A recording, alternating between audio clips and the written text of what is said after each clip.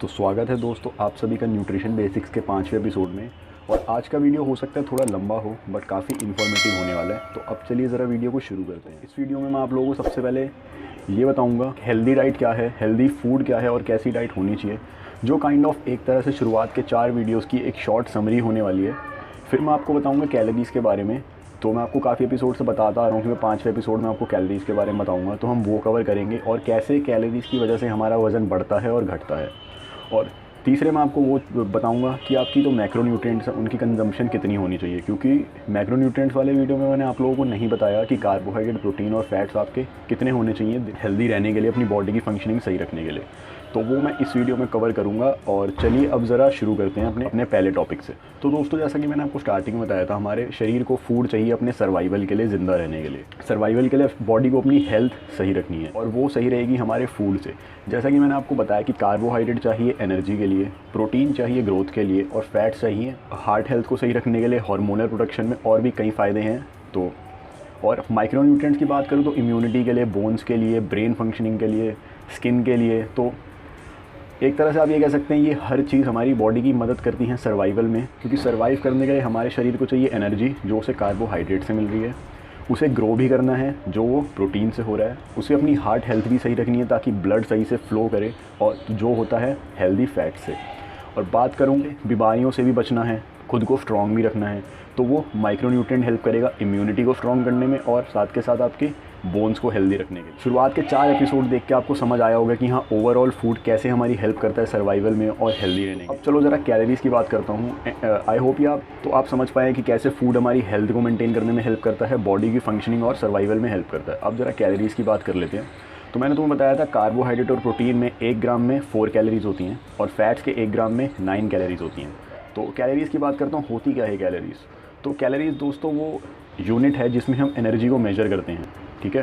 तो जैसे कि हम डिस्टेंस को किलोमीटर में मेजर करते हैं और मास को हम लोग केजी या ग्राम में, ऐसे ही एनर्जी को हम लोग कैलोरीज़ में मेजर करते हैं। तो एनर्जी हमें फूड से मिल रही है उसे मेजर किया जाता है कैलोरीज़ में। तो आसान भाषा में ये बोलूँ कि जो एनर्जी आप लोगों को फूड से मिल रही है वो है हमारे कैलोरीज़। आई होप कैलोरीज़ आप लोगों को समझ आ गया। मैंने काफ़ी सिंपल लैंग्वेज में समझाया कि कैलोरीज़ क्या होती है। अब मैं बताता हूँ इनकी वजह से वज़न बढ़ता कैसे और घटता कैसे। तो दोस्तों कैलोरीज़ में कंसेप्ट आता है मेंटेनेंस कैलोरीज़ का, यानी कि वो कैलोरीज़ जो हमें हमारा वज़न मेंटेन करने के लिए चाहिए। नाम से ही पता लग रहा है कुछ मेंटेन करने की बात की जा रही है। तो जिन कैलोरीज़ पे हमारा वज़न मेंटेन रहता है, यानी ना ही बढ़ता है और ना ही घटता है, उसे मेंटेनेंस कैलोरीज़ कहते हैं। जब इस कैलोरीज से आप कम कैलोरीज़ को इंटेक करते हैं तो आपका वज़न कम हो जाता है, और जब इससे ज़्यादा आप इंटेक करते हैं तो आपका वज़न बढ़ता है। तो मैं आपको बताता हूँ कैसे।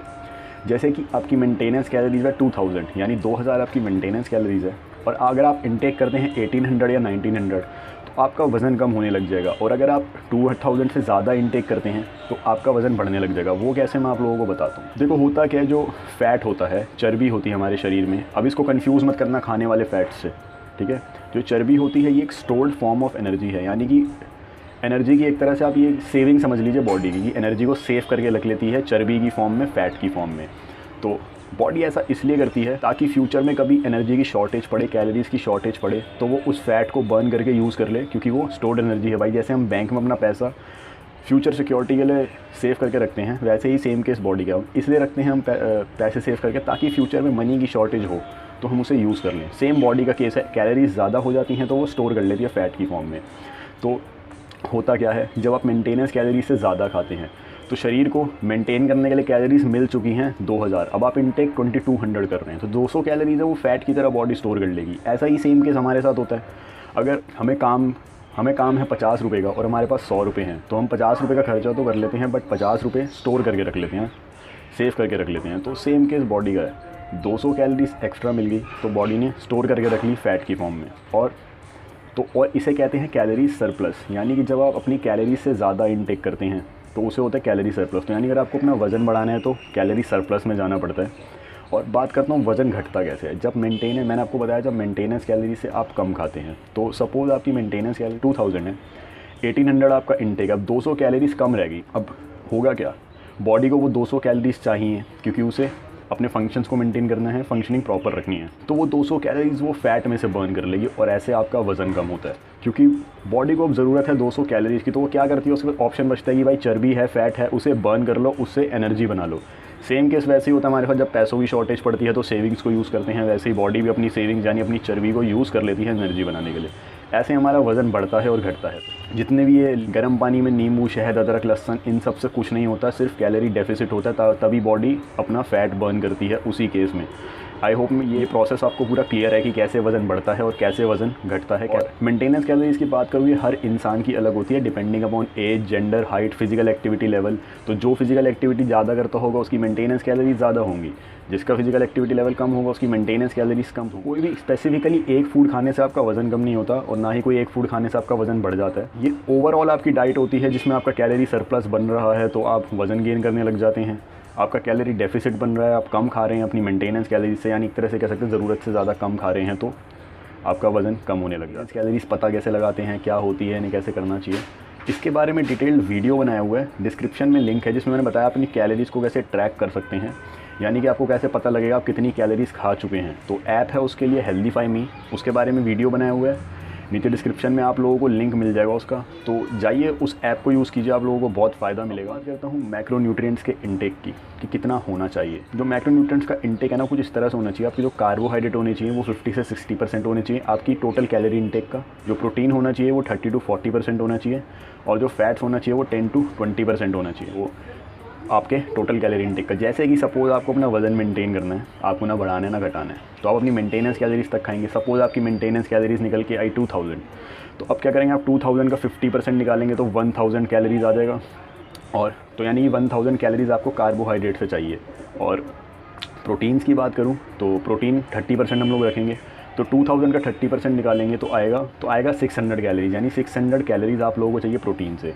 और अब फैट्स इंटेक की बात करें तो 20% रखते हैं, तो 20% हम लोग निकालेंगे 2000 का, तो वो निकल के आएगा 400 कैलोरीज। तो हमें 400 कैलोरीज चाहिए हमारे फैट से। तो अभी तो हमने कैलोरीज़ की बात करें, ग्राम में बात करें तो 1000 को हम लोग डिवाइड करेंगे 4 से, क्योंकि 1 ग्राम कार्बोहाइड्रेट में 4 कैलोरीज होती हैं। और 600 कैलोरीज़ को भी हम 4 से डिवाइड करेंगे और जो 400 कैलोरीज हमारी फैट्स की आई हैं उसे हम डिवाइड करेंगे 9 से। तो हमारे पास जो अमाउंट आएगी वो ग्राम में होगी और हमें उतना इंटेक अपना रखना है, हेल्दी डाइट रहे, हमें हर चीज़ मिले, मैक्रो और माइक्रो न्यूट्रिएंट हर चीज़ मिल जाए अपनी डाइट से। और ऐसे ही आप लोग देखेंगे अपने कैलोरी डेफिसिट के टाइम पे और कैलोरी सरप्लस के टाइम पे। अब सरप्लस में आप ज़्यादा इंटेक करेंगे, 2200 इंटेक कर रहे हैं तो सेम आप कीजिए, 2200 का 50% निकालिए, फिर 40% निकालिए, फिर 20% निकालिए और मेजर कीजिए, फिर उन्हें डिवाइड कीजिए 4, 4 और 9 से, तो आपका अमाउंट आ जाएगा कि आपको कार्बोहाइड्रेट, प्रोटीन और फैट्स कितने ही डेफिसिट में आप लोग करेंगे। 1800 इंटेक कर रहे हैं, उसे भी आप परसेंटेज निकालिए 50, 30 और फिर उसे डिवाइड कर दीजिए 4, 4 और 9 से।